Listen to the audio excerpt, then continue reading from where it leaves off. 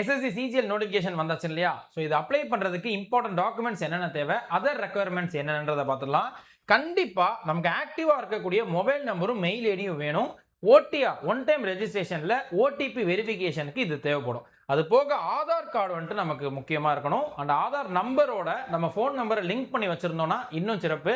சில பேருக்கு வந்துட்டு அப்பா நம்பர் தான் சார் இருக்குது, அம்மா நம்பர் தான் இருக்குதுன்னு சொல்லுவோம் இல்லையா? ஸோ அந்த மாதிரி வச்சுக்க வேணாம். எந்த நம்பரை வச்சு நீங்கள் அப்ளை பண்ணுறீங்களோ உங்களுடைய பர்சனல் நம்பரை இதோட லிங்க் பண்ணி ரெடியாக வச்சுக்கோங்க. சப்போஸ் ஆதார் இல்லாதவங்களுக்கு 99% ஆதாரை வச்சு அப்ளை பண்ணிடுங்க. சப்போஸ் அது இல்லை அப்படின்னா நமக்கு டிரைவிங் லைசன்ஸோ ஓட்டர் ஐடியோ பேன் கார்டோ இதை வச்சு நீங்கள் அப்ளை பண்ணலாம். அது ரெடியாக வச்சுக்கணும்.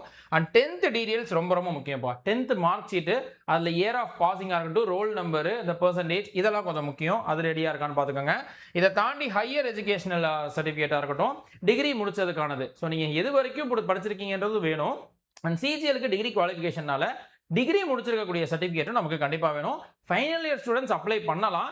பட் ப்ரொவிஷனல் சர்டிஃபிகேட்டோ இல்லை ஃபைனல் மார்க் ஷீட்டோ இருந்துச்சுன்னா ரொம்பவே பெட்டர் அப்படின்னு நம்ம சொல்லலாம். இதை தாண்டி பிடபிள்யூபிடி கேட்டகரியாக இருந்தீங்கன்னா, ஸோ மாற்றுத்திறனாளிகளாக இருந்தீங்கன்னா அவங்களுக்கான அந்த சர்டிஃபிகேட்ஸை கொஞ்சம் ரெடியாக வச்சுக்கோங்க. அதை அப்லோட் பண்ணுறதுக்கு ரிசர்வேஷனுக்கோ ரிலாக்ஸேஷனுக்கோ.